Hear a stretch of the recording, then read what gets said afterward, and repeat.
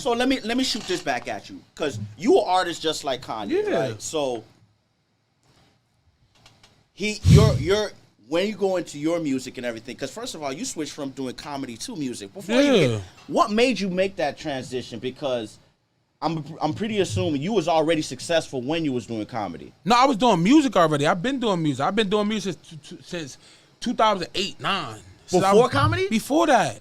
I've been doing music. So wait a minute, talk to me. Hold on. So why wasn't that the first jump then? Because that shit, the skits and all that shit were popped off first. So you got to go with pop off first. You know what I'm saying? Oh, and you leveraged that off. I knew what I wanted to do. See, you got some niggas come in here, do comedy and all that shit, do skits or whatever, and they don't got no plan. I knew what I wanted to do. All right, bet. Oh, this the lane. Oh, bet. I'm captured.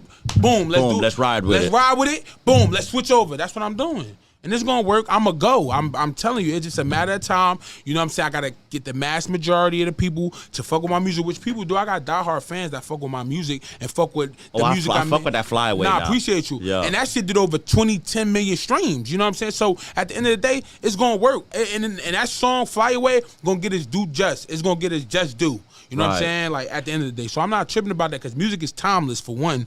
Second, you know, it's timeless. So therefore, it just be able that right time is going to strike. When I'm 40, that shit could go platinum. I ain't worried, and I'm still gonna get paid. My kids gonna get paid, so I'm cool. That's that generational wealth, right? That's there. it. So I'm not worried. So when I put out music, I be like, damn, that shit didn't do good. All right, fuck it. In 10 years, if it's gonna do its numbers. It's gonna do its numbers. My son gonna get paid. My 2 sons, my daughter gonna get paid off that. I'm cool with that. As long as somebody who I love, who will represent me, who will reciprocate me, get paid, I'm good. You know what? Out of all your tracks, the one I really like is "Broke Before." Oh, you like "Broke Before"? I love "Broke Before." That's the one you just did about 4 or 5 months ago, yeah, right? I just did it. Like 4 or 5 months ago.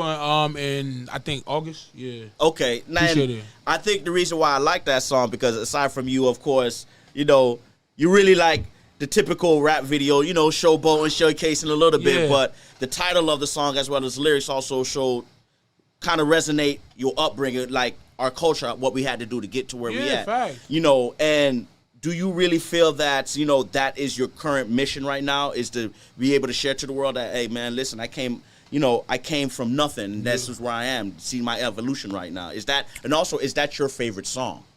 That's not my favorite song. That's a song I really like meant from the heart because I was broke before. Like I said in one of the lyrics, I said, people, like I said, what I say, I was like, nobody used to check for me. Now they write checks for me. That's power. That's real. Just in that one, yeah. Just in that one. Just listen to it. Nobody used to check for me. Now they write checks for me. Like I have people who really like looked at me crazy. Like, what are you doing? Like you doing skit? What are you doing?